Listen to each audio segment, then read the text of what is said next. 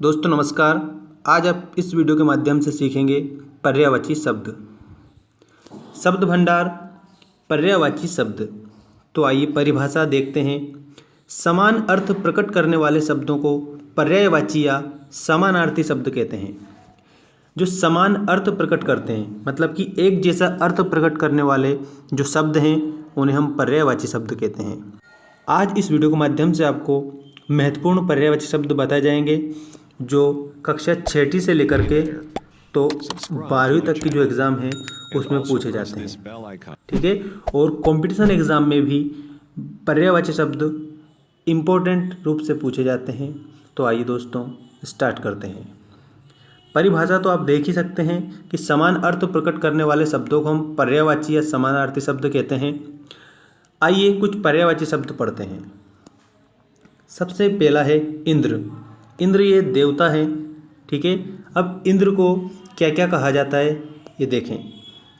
देव, सुरपति, सुरेंद्र, देवराज, महेंद्र, ये इंद्र को कहा जाता है, अर्थात इंद्र के ये पर्यायवाची हैं। इसके बाद में अगला है किरण। मरीचि, रश्मि, कर, अंशु, मयूख, ये किरण के पर्यायवाची है। इसके बाद में अगला है किनारा। किनारा के पर्यायवाची हैं पुलिन, तट, कूल, कगार, तीर। इसके बाद में असुर। असुर के पर्यायवाची हैं दैत्य, निशाचर, राक्षस, रजनीचर, दानव। अब इतने पर्यायवाची में से कम आपको 4 पर्यायवाची शब्द तो याद होने चाहिए, ठीक है, क्योंकि मुख्य रूप से 2 से लेकर के तो 4 पर्यायवाची शब्द पूछे जाते हैं, ठीक है। इसके बाद में आता है इच्छा। इच्छा मतलब होता है आकांक्षा, कामना, लालसा, मनोरथ और अभिलाषा, ठीक है। इसके बाद में ईश्वर। ईश्वर के जो पर्यायवाची हैं वो देखें आप सभी। सच्चिदानंद, प्रभु, परमात्मा, ईश, परमेश्वर। इसके बाद में कृष्ण। कृष्ण को क्या क्या कहा जाता है? कृष्ण के पर्यायवाची देखें। केशव, गोपाल, माधव, घनश्याम, श्याम। इसके बाद में दुख।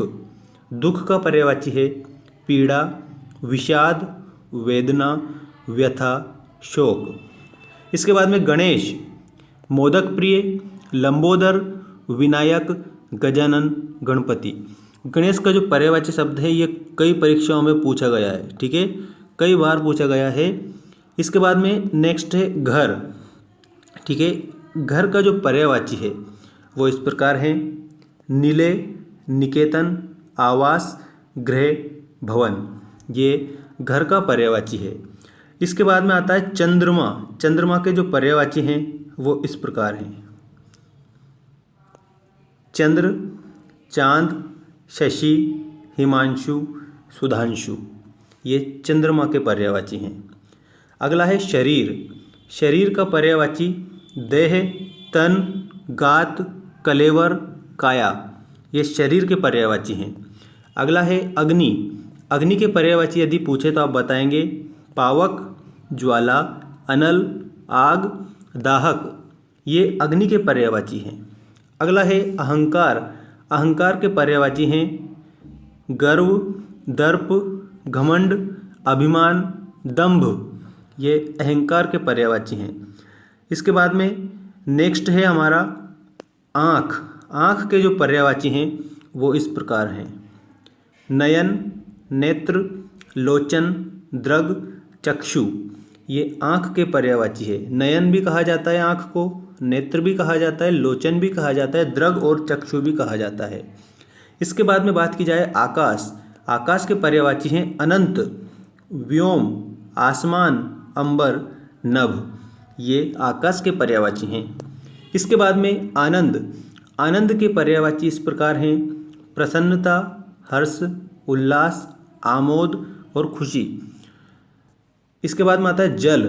जल के पर्यायवाची हैं सलिल, वारी, पानी, तोय, नीर। नेक्स्ट है तालाब। तालाब के पर्यायवाची हैं ताल, सर, तड़ाग, जलाशय, सरोवर। नेक्स्ट है उन्नति। उन्नति के पर्यायवाची हैं अभ्युदय, प्रगति, उत्थान, विकास, तरक्की।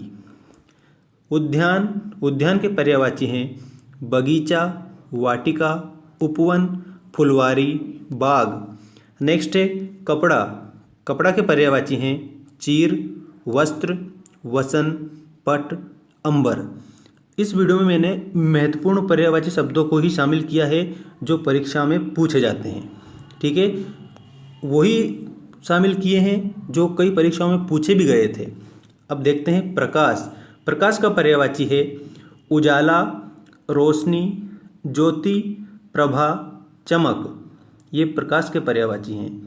इसके बाद में पुष्प, ये कक्षा 5वीं की परीक्षा में पूछा गया था। पुष्प के पर्यायवाची सुमन, फूल, प्रसून, पुहुप, कुसुम, ठीक है। प्रश्न इस प्रकार भी बन सकता है कि पुहुप किसका पर्यायवाची है, तो आप बताएंगे पुष्प का पर्यायवाची है ऑप्शन में। इसके बाद में बंदर, बंदर का पर्यायवाची है कपि, वानर, हरि, शाखामृग, मरकट।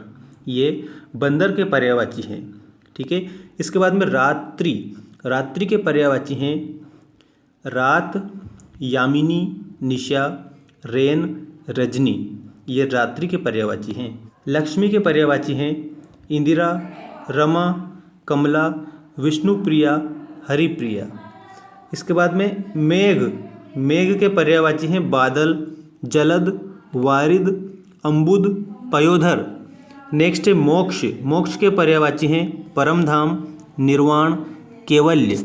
इसके बाद में परमपद और मुक्ति, ये भी मोक्ष के पर्यायवाची हैं। अगला है समुद्र, समुद्र के पर्यायवाची हैं सिंधु, जलधि, निरधि, अम्बुधि, वारिधि। सिंधु, जलधि, निरधि, अम्बुधि, वारिधि समुद्र के पर्यायवाची हैं। इसके बाद में बिजली, बिजली के पर्यायवाची हैं चपला, विद्युत, चंचला, दामिनी और तड़ित। चपला, विद्युत, चंचला, दामिनी, तड़ित ये बिजली के पर्यायवाची हैं। किसके पर्यायवाची हैं? बिजली के पर्यायवाची हैं। इसके बाद में आता है स्वर्ण, स्वर्ण मतलब होता है सोना। अब देखें स्वर्ण को हम क्या क्या कहते हैं, तो स्वर्ण को क्या कहा जाता है? सोना, कनक, कंचन, हेम, सुवर्ण। इसके बाद में माता, माता को कहा जाता है अम्बा, जननी, अंबिका, धात्री और माँ। इसके बाद में सांप, सांप का पर्यायवाची नाग, सर्प, अहि, भुजंग, विषधर। ये सांप के पर्यायवाची है। अब इसके बाद में सूर्य, सूर्य का पर्यायवाची है रवि, आदित्य, भास्कर, भानु, दिनेश। इसके बाद में धन, धन का पर्यायवाची है वित्त, अर्थ, दौलत, लक्ष्मी, द्रव्य। ये धन के पर्यायवाची हैं। इसके बाद में बात की जाए पक्षी, पक्षी के पर्यायवाची है चिड़िया, खग, पखेरु, विहंग, नभचर। ठीक है, ये पक्षी के पर्यायवाची हैं। अब बात की जाए पर्वत, पर्वत के पर्यायवाची हैं भूधर, नग, शैल, अचल, गिरी। ये किसके पर्यायवाची हैं? तो आप बताएंगे पर्वत के पर्यायवाची हैं भूधर, नग, शैल, अचल, गिरी पर्वत के पर्यायवाची हैं। पुत्र, पुत्र का पर्यायवाची है बेटा, सुत, तने, नंदन, आत्मज। बेटा, सुत, तने, नंदन, आत्मज पुत्र के पर्यायवाची हैं। इसके बाद में पुत्री, पुत्री की पर्यायवाची हैं बेटी, सुता, तनया, आत्मजा, कन्या। ये पुत्री के पर्यायवाची हैं। इसके बाद में आता है पृथ्वी, पृथ्वी के जो पर्यायवाची हैं वो इस प्रकार हैं धरा, धरती, भू, भूमि, वसुधा। इसके बाद में नदी, नदी के पर्यायवाची हैं अपगा, सरिता, तरंगिणी, निर्झरणी और तटिनी। ठीक है, ये नदी के पर्यायवाची है। पृथ्वी का भी कई बार पूछा गया है, नदी का भी पूछा गया है, पूछा तो सभी का गया है, वही इंपॉर्टेंट है जो यहाँ पे शामिल किए गए हैं। ठीक है, इसके बाद में पत्थर, पत्थर है अश्म, प्रस्तर, उपल, पाहन और पाषाण। ये पत्थर के पर्यायवाची हैं। इसके बाद में पवन, पवन के पर्यायवाची हैं समीर, हवा, वायु, बयार और अनिल।